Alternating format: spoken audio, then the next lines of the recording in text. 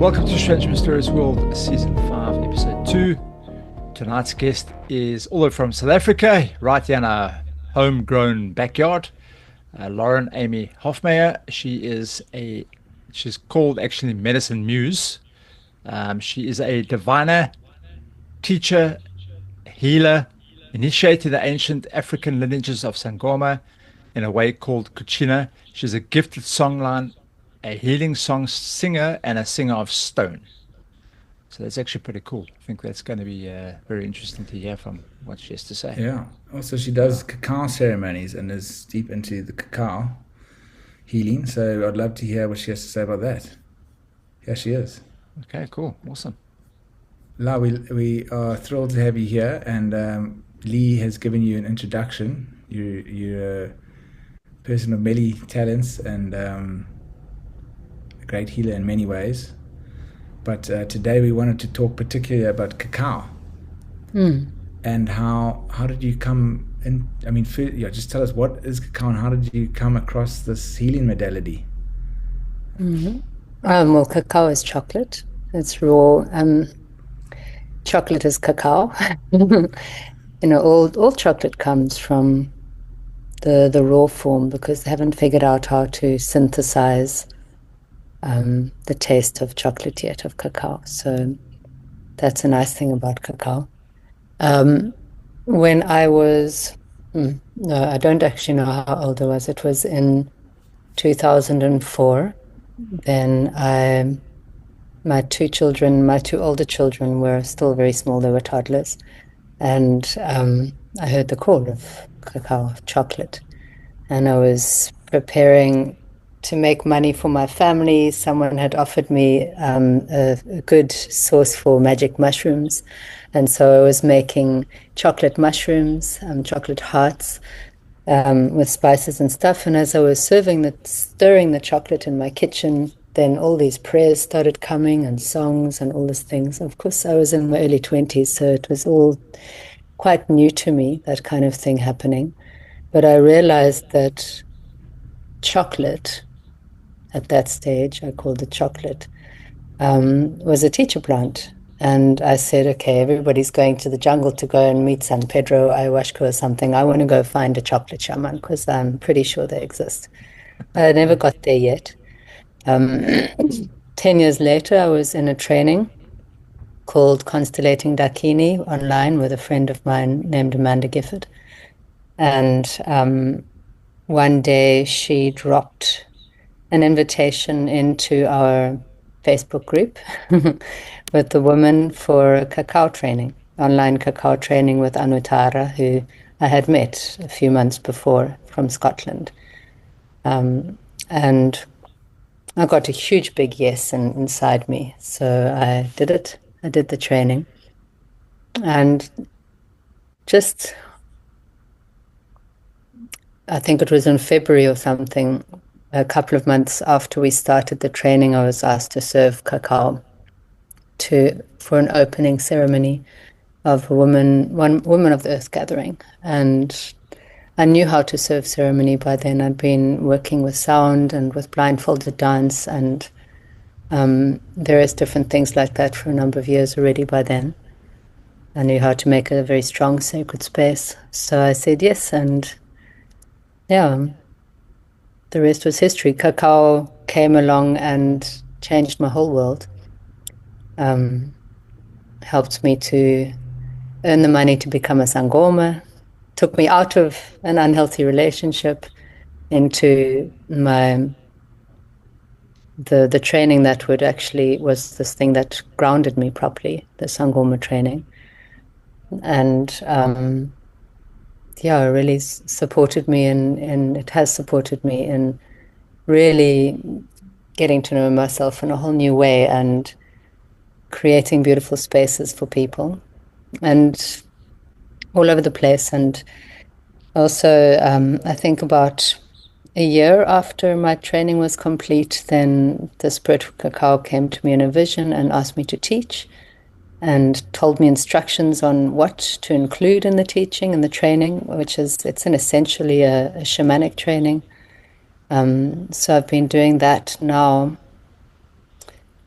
Gosh, I'm very bad at dates.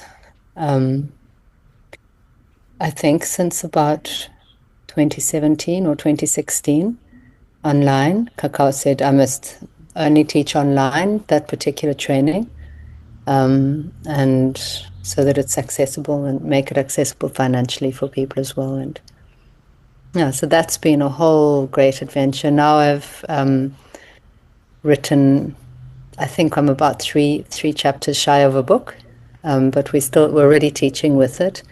It's online at the moment. I'd like to get it finished and published print on demand with a whole lot of live videos as well, so that people can, once I've got a website, which is also coming soon, then people will be able to start the training whenever they feel called, which is great. And it has become an initiation pathway because I became an initiate in Sangoma, and my Cacao students, who we call Cucina because that's what Cacao called me when I first met her. In 2014, I met the spirit of Cacao properly in a journey space with Cacao and a vision. And she called me Cacao Cucina. And so that's what I called the students. And yeah, it's been a profound journey, a really beautiful journey. Cacao is a magnificent ally who's, there's so much I can say. Fantastic ally for ancestral healing as well. Really, really supports the ancestral field and the trauma field in general to relax and soften and to create a space where conflict can be resolved more easily inside, which makes working with the field of another or others or oneself so much easier. So much easier. Yeah. Tell me, so your cacao, is this grown in Brazil, in South America, or is it locally grown? Is it like a local? Not locally grown.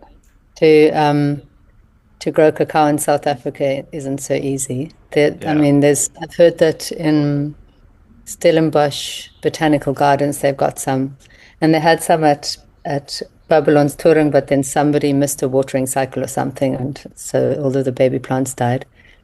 The furthest south that I know that it grows, and there might be another place that's further south, but I know it's growing in Mauritius. I met it there that's where I met the tree. I was in Mauritius and discovered that there was cacao there on the way over. Before Mauritius started making cacao, there was only 3 mature trees on the island when I was there. But that morning they had planted 150 babies. And now those babies are producing fruit. So that's really cool.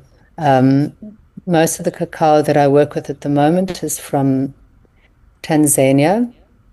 A really great source of cacao, happy people, sustainable methods, happy plants. And then I also get some from Peru through one of my friends, and who also did the training with me as well.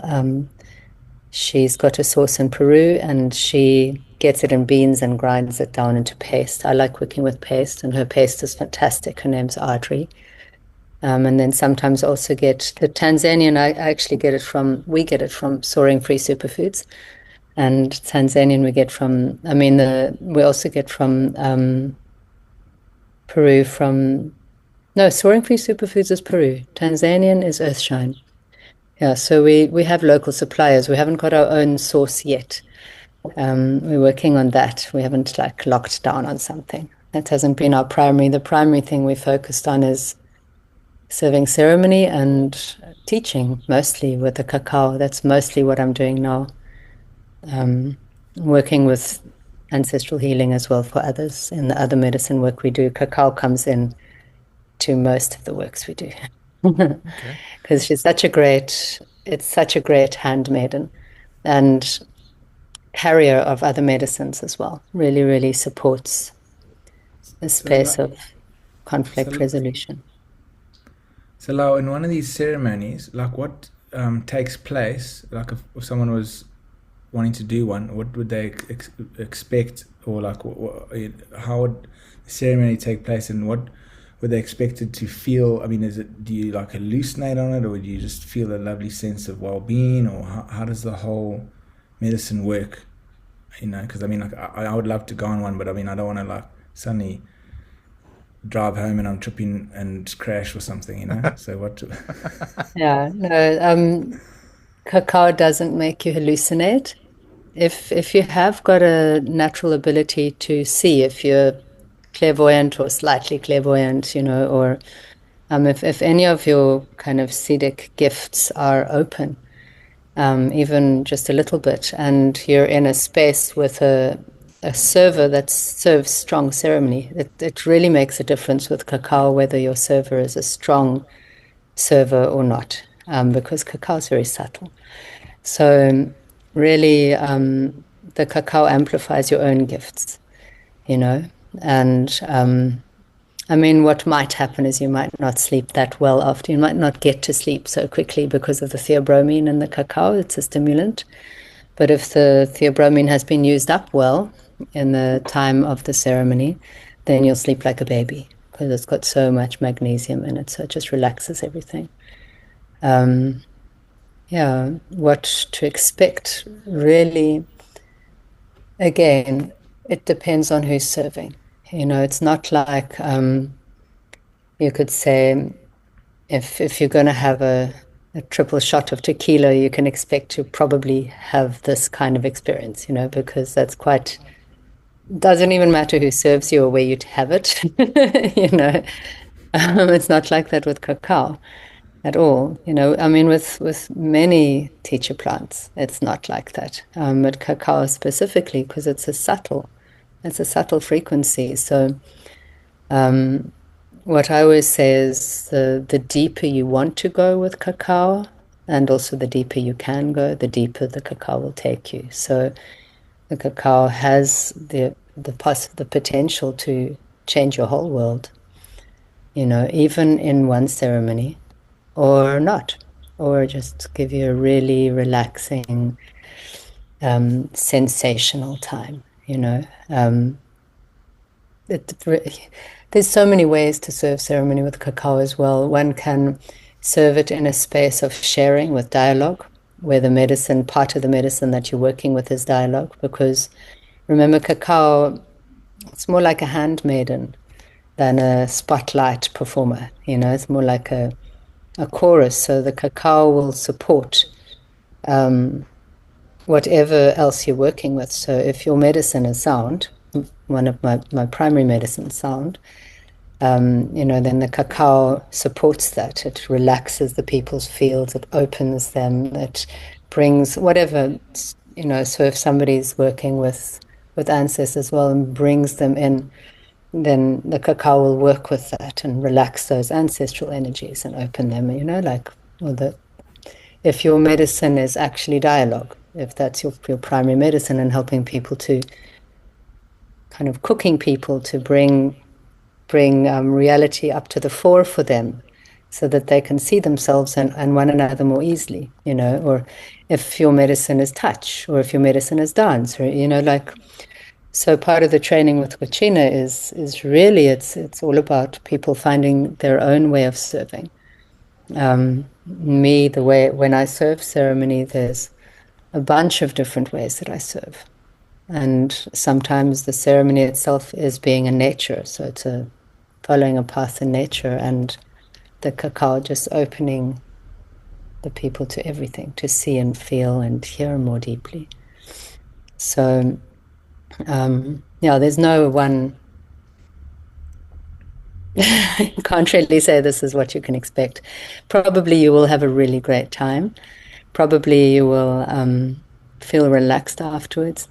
If you're sitting with someone who's a hunter, you know, who hunts things, pulls things up to the surface, then you might have a whole lot of stuff come up for you, you know.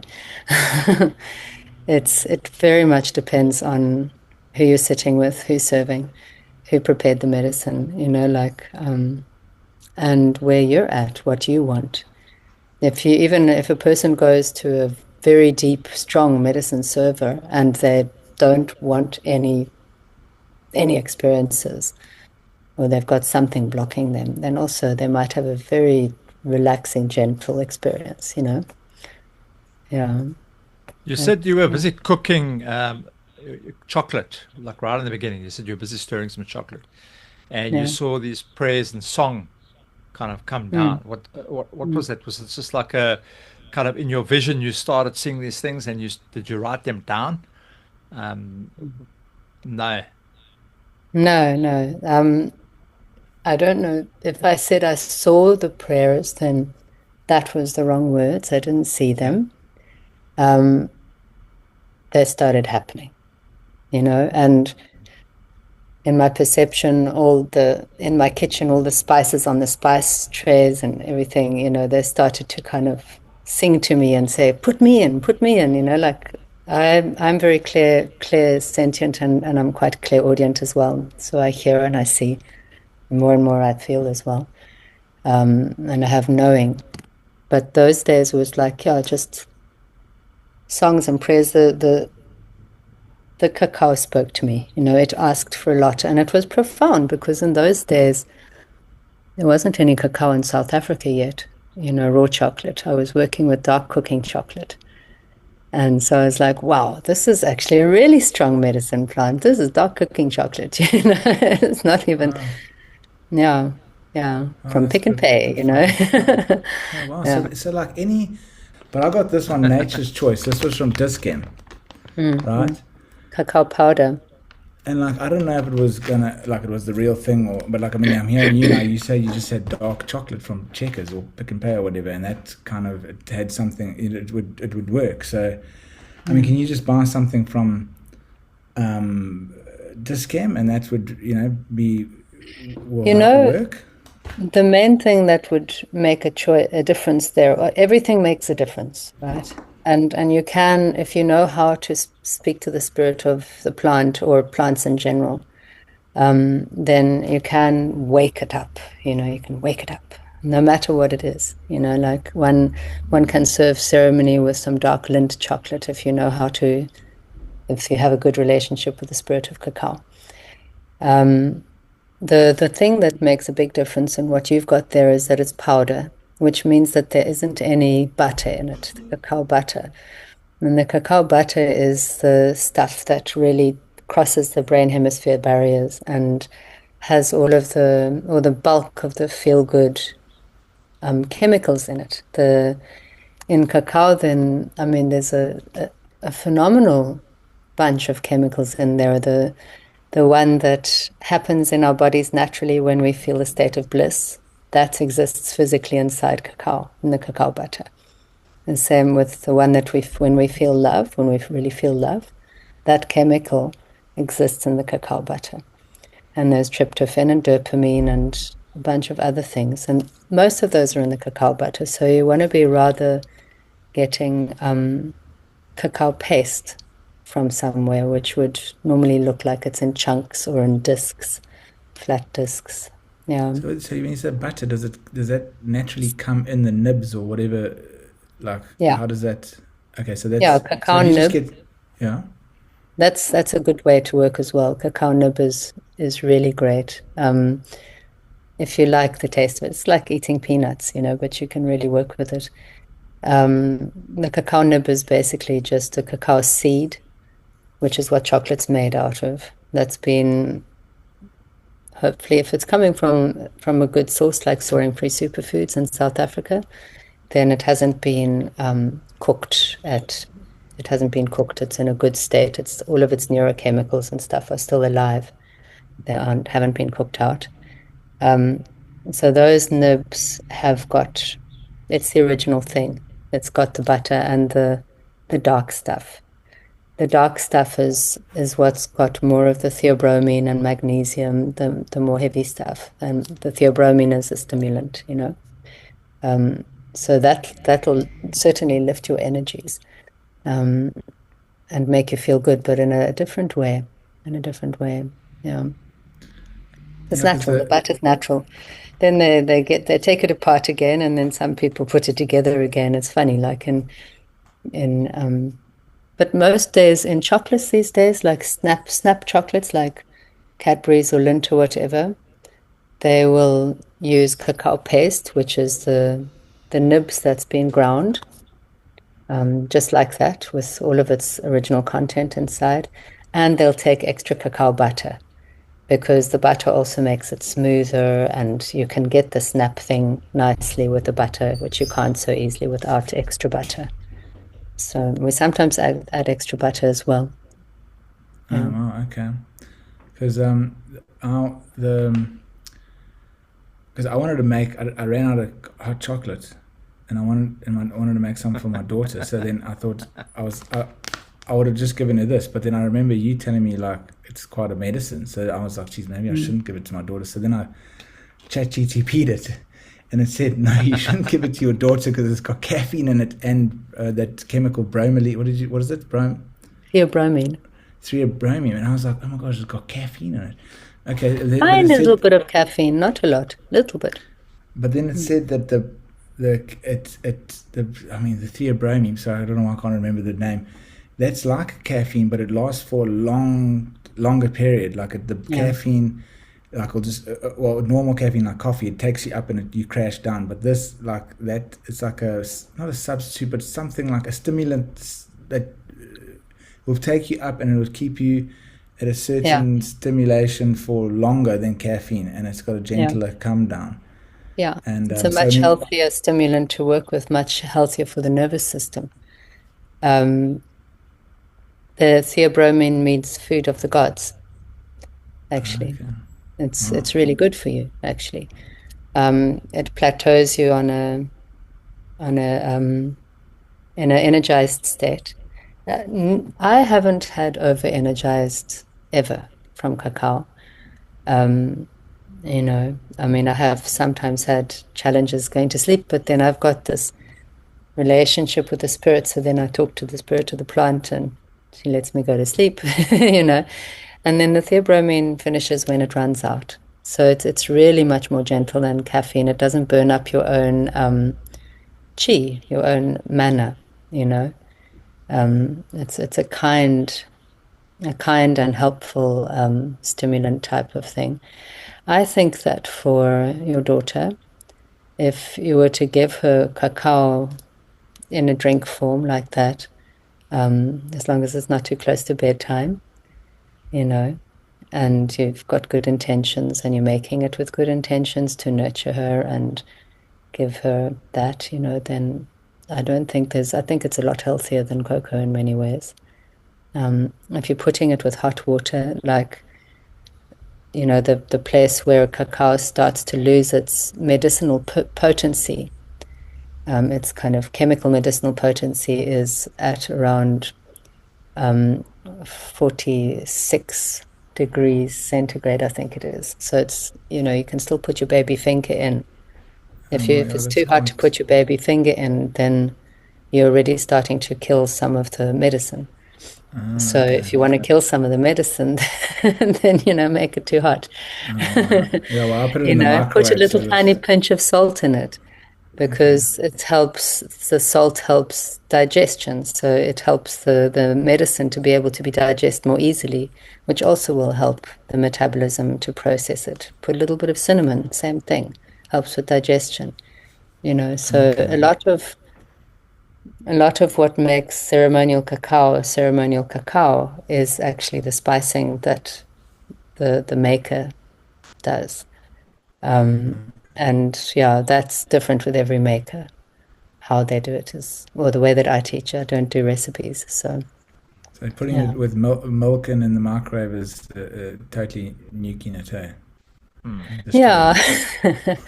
You know, also milk, especially if it's cow's milk. So animal milk, what it does is it lines the intestines on the inside, so the fine neurochemicals can't get into the bloodstream so easily. So before ceremony, one of the don'ts is don't have any dairy on the day of ceremony. Also don't have any strong caffeine on the day of ceremony, because it might be too much stimulant if you do that, you know.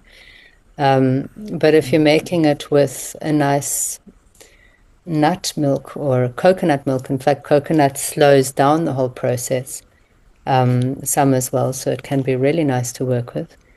then you're not going to interfere with the neurochemicals. But I've been microwaving things anyway. That's just like nuking it, dude. That's not My very husband runs out the room if somebody puts a microwave on. He's gone down the road. I'll only be back when the microwave is done. yeah. So tell me, could you, so this stuff can be eaten raw, basically. Yeah. Okay. Yeah, no, cacao nibs are, Gogo Nomzamani, who's the matriarch of our Sangoma lineage, she's got diabetes. And I gave her cacao as a gift one time, and she started eating it. She likes the taste like peanuts, a handful a day, like medicine, because her ancestors told it's very good medicine. Next time she went to the clinic, her diabetes had gone totally under control. It was the cacao sorted out her blood sugar levels. Yeah. Okay. I've actually got a friend that's diabetic, so maybe I should get them some of that. The big problems that come in with cacao, or that some of the big problems that come in with cacao in the normal, kind of in the uneducated world, let me say, in terms of the medicine stuff, is cacao, it's a MAOI. So it dilates the cells. Now, I might use unscientific words, but you should understand what I'm saying. It dilates the cells in our bloodstreams to be able to receive more of what we're putting in, and holds them open for longer so that feeling continues for longer. So if you're going to be putting anything unhealthy in your cacao, like regular sugar or alcohol or dairy milk, or some stuff like that, then it really feeds your body that unhealthy stuff. So you don't want to be doing that. You don't want to be putting unhealthy things into your cacao. Oh, wow. It's like sugar or something. Wow. Yeah. I mean, a bit of honey is fine, or agave syrup, or, like stevia. Different people work with different things.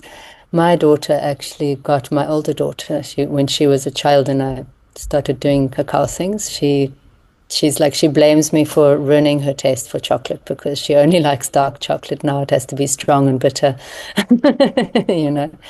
But kids get used to it. And our toddler, she loves raw cacao. She loves it. She'll eat way more than she should if I stop her. Yeah. If I don't stop her, I mean. In a ceremony, because I've heard people go to cacao ceremonies and they like actually sniff it up their noses. I mean, I don't know if that's like disrespectful or whatever, because it's kind of associated with that terrible drug that you put up your nose. But like, is that a thing? Is that what people do? And then they see that they say they come over extreme sensation of bliss and love for everyone, almost like a very mild ecstasy feeling. Is that true? Yeah, it's a thing. I haven't actually heard anyone speak about that in years. So it's fantastic to hear it spoken about again.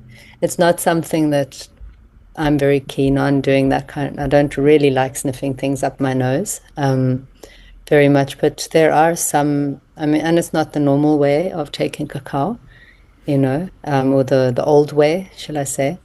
But I remember some years back hearing about cacao places starting to open up in Germany, I think it was, like cafes or whatever, and people were making a snuff, and using it like rape, or hape, that tobacco medicine that goes up your nose. They were using it that way, because if you put something up your nose, you're putting it straight into contact with your brain, and it doesn't have to go through your stomach, and it's very, very quick.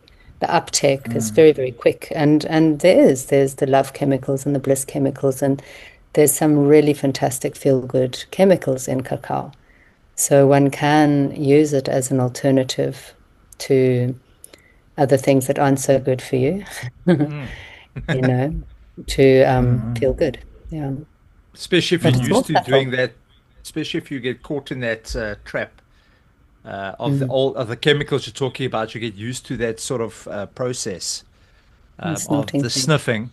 At least this you know, you can, it's a very, so that's the one end of the scale. This is the other side of the scale Like a where substitute. He where says it's safe. substitute. Yeah, So when you go to like that's what I'm trying to get rehab to. for It's a the other substitute. Yeah, stuff, it's like, yeah, don't just start doing it with this, and it'll yeah. get you off the other stuff. There's another one, Scaletium, which is a Southern African teacher plant. It's Khoisan, a Bushman plant. That Yes. one also gets prepared by some people to snort, to sniff up the nose. And it also has a really big heart opening, feeling wonderful vibe. I find, like in my experience, that is stronger than cacao to do that and to snort. Although I've never ever It's a had game. a good formulation of cacao. I've never met one. Nobody's ever. I haven't been, I've been out of town for a while now, so I haven't been in the city scene for a while. Maybe in Cape Town now there's some well prepared cacao, but also not all plants like to go up the nose. So it's really, humans tend to push things to their max. It's really like, I've never actually spoken to Cacao about that, but I do know that one time she said to me, like, bring me my red lipstick, baby, let's go dance with the people. She was like, I don't mind how people take me. I just want to come and help them open their hearts and return to their hearts again and again and meet each other and the reality with open hearts for a while so that they can shift their consciousness. Like, I don't mind. She's not fussy, you know? Yeah. She's also not addictive, which is great. Some of the other plants that aren't fussy are addictive. They become addictive. They're quite amoral. What's the Hard origin to- of cacao? The origin. Yeah, where does it come from? So what's the, yeah. So, in current historical memory, it would be somewhere around the region of Guatemala, in that area of the world. I have got older memories than that, and I remember it being in the continent of Lemuria. Um, I'm not sure where else it was because I wasn't elsewhere, I was there. But I remember it being there and working with it there. Yeah, so it's quite possible that when Lemuria sank, there was a migration of people before it sank to the South and Central American areas, to that area of the world, North America, the Americas. And so they could have taken cacao, I don't know, or cacao might have started there as well. I'm not sure. But yeah, I know that in the history that we remember, that society remembers, Guatemala has been, and that part of the world, Guatemala, Mexico, Peru, the Mayan people worked with cacao, the Aztecs.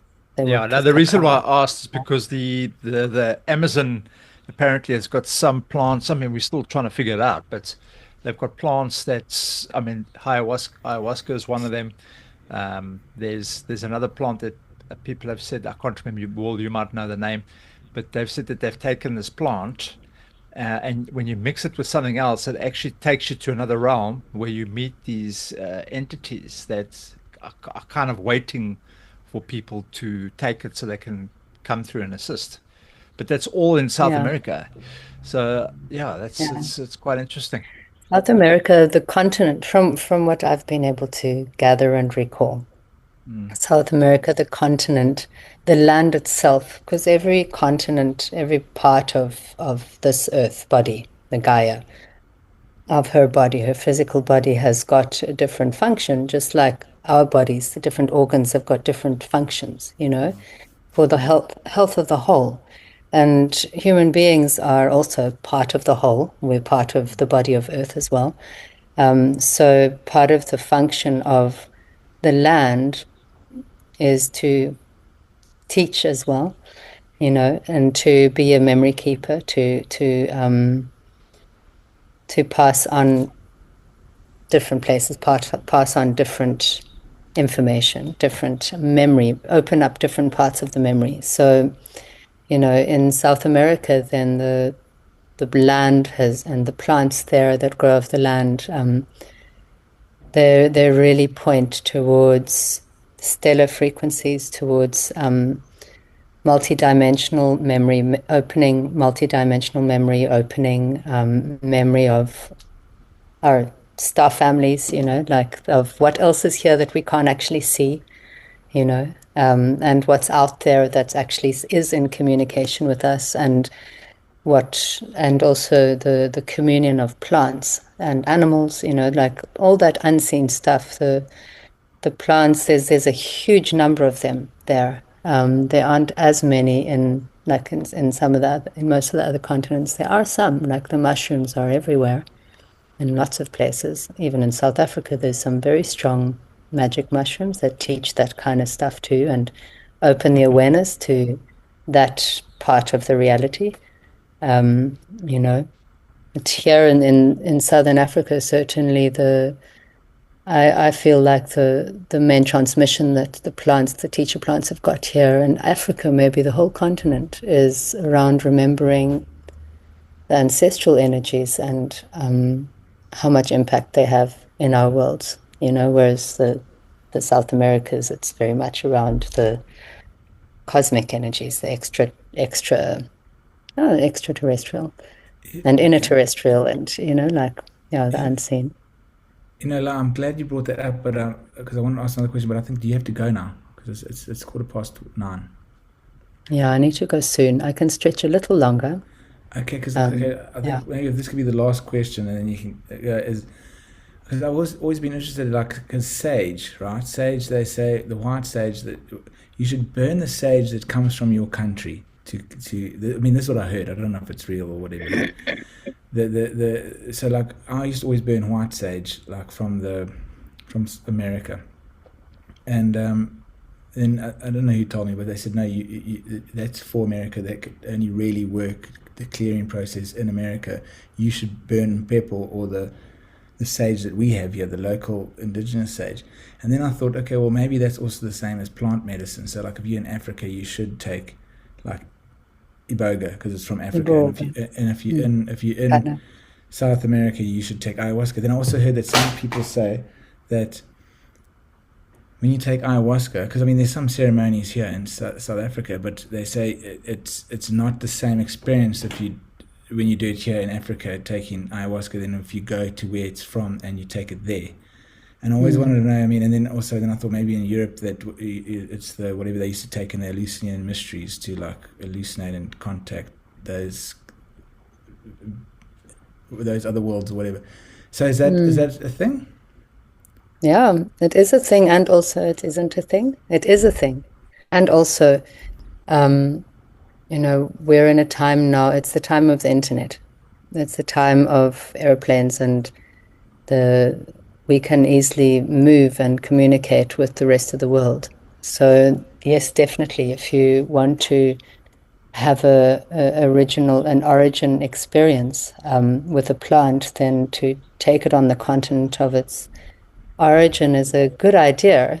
And also, if you go to a server, if you go to a master of ceremonies, a practitioner who is inside with no good, it doesn't matter where you're going to take it. It's going to be inside with no good.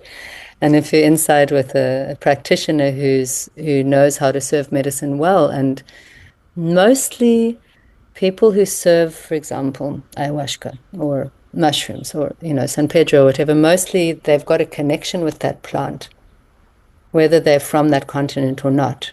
It may be from other timelines, from alternative lifetimes, that they've got that connection. So the plants, in my experience, some of them are quite strict and fussy, and they've got, certainly most of them have got very strong protocols. And if we're willing to discover what those protocols are, and now I mean the protocols of the plant, not necessarily even of the culture where the plant is most used, although out of respect, it's really good to learn the protocols of the culture too, and to give respect to the culture, which is, white sage does work here, It's respectful to use the local mpepu, which is not a sage, it's a helichrysum. It's a different kind of thing and has got a very different action to sage. And here it's power is amplified. But if I go and use Mpepu in the Americas, also partially, I guess, because of the relationship with the plant, like the power is still there. They all work slightly differently. When we give respects while we're working with plants, when we are respectful, like if I'm going to be working with sage, then I'm knowing where it's coming from. I'm honoring that. I'm honoring the ancestors who brought that, who got to know that medicine and shared it in the world, I'm not just going to use it, somanet. Even incense, like me, we purchase incense mostly that's coming from Tibet, or like very good quality hand-rolled incense. And I'm always seeing, what is it? I'm not just burning something. What is it? What is its job? What's the job of this plant? What does it like to do? And the Tibetans are wonderful. They write on the box what the job is of that plant. And then I can work with consciousness. When we enter into the realms of working with consciousness in a deeply respectful way, when we're working with power, then we're working together with everything. Then we are one. It is one nature, kingdom, queendom. And sometimes we do have to ask permissions, like I've had experiences where I was busy working with one particular plant, and then I had to go work with another one for a specific, so that I could get that medicine in order to open my voice more. And each human is unique. The things that we need are unique also, no matter where we're born. So then I had to ask permission from that plant to say, look, it's just going to be this once. I need to do this thing because it's going to. And so then we're all part of nature here. Can we, So then it said, okay, but just once. And so then I do that thing.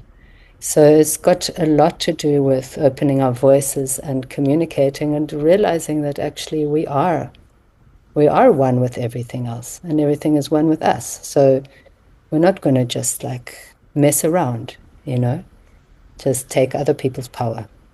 We have to have just know it, ask respects, and do what is right, not just whatever we're told or whatever is going to give us more power. We have to.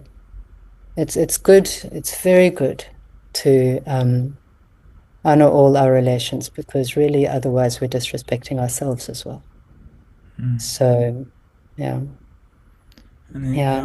I mean, I might be saying some things that some people don't agree with, because I know in certain cultures, then the memory is still returning, and the old ways have been annihilated and messed with big time, and the people have been hurt, and their culture's been destroyed. And so there's a lot of force in protecting the old ways and the cultures and stuff like that, which is important. It's really important, There's certain things that I won't do at all unless I've really got permission.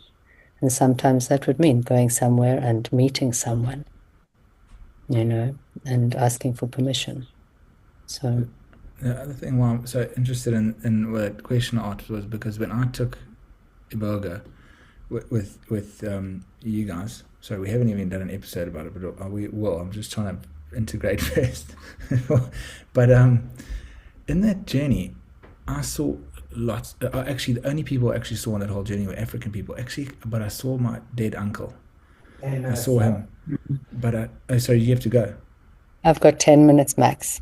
Okay, so I saw only African people, and I kept on thinking like, oh my gosh, like, why am I seeing these African people? Well, when I came out, I thought, oh, maybe it was my subconscious, because I know that it's from Africa, the plant.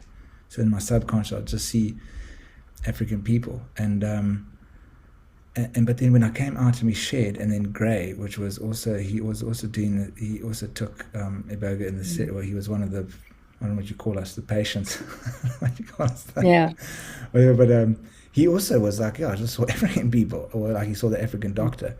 And I was like, oh, but he's seen African people as well. Like, and then I was thinking maybe we've seen the ancestors from the land, or maybe it was very. That's why I was curious. Like, okay, well, maybe it's just for Africa, like as an African healing medicine, and so it was very interesting.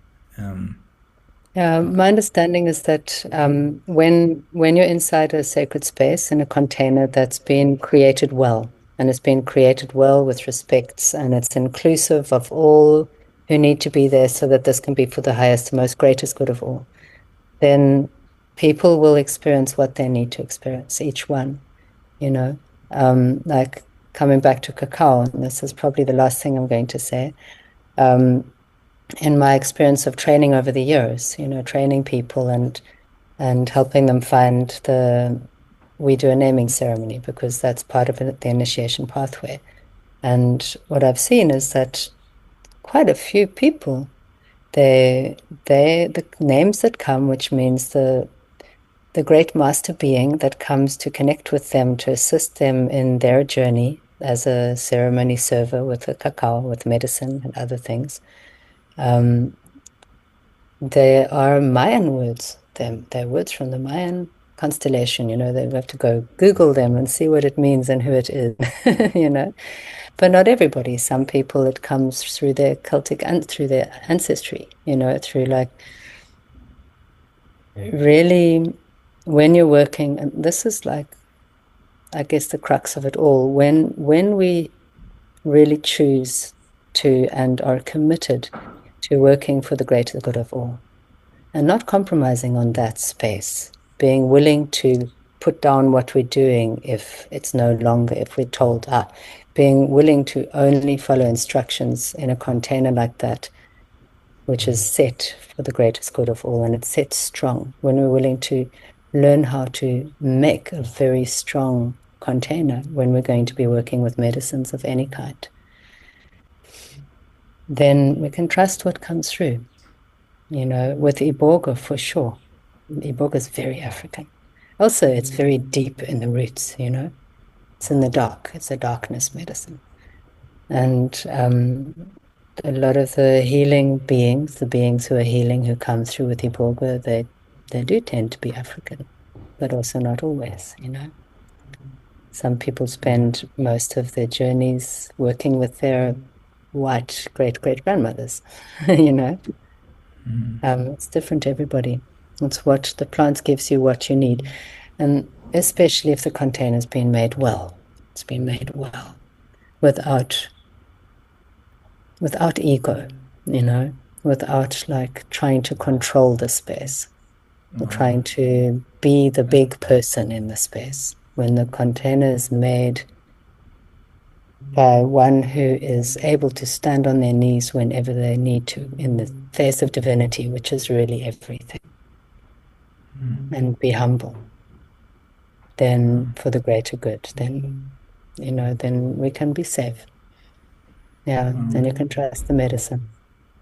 Well, thank you. Thanks so much. I really appreciate what you do. It's amazing, actually. How do people get hold of you?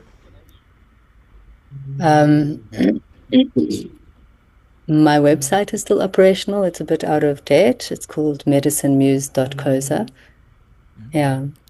.co.za. I am also still, I haven't deleted profiles on Instagram and Facebook, but I'm not there anymore. Okay. So probably that's the easiest place right now.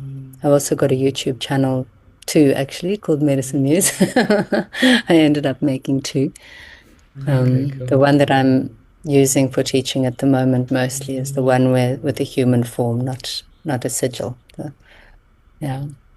Okay, great. Well, we'll put them in the show notes.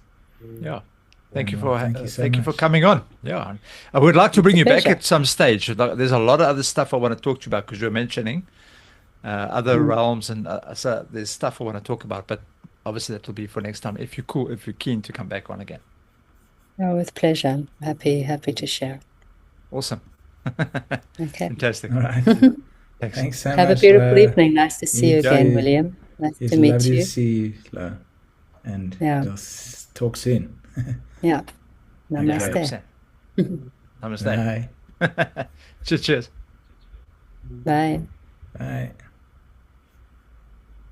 So now I need to go and get myself some cacao. I'm going to make myself a nice cup of this. Yeah, but and I must go try and find some paste. So I'll try and figure out who that does, or the Nibs. I'm just gonna snuff a few lines of this. No, just... Leave it there how you feel. Eh? Jeez. Yeah. That's actually very interesting, eh? Very, very interesting. Yeah, that was cool, man. I loved it.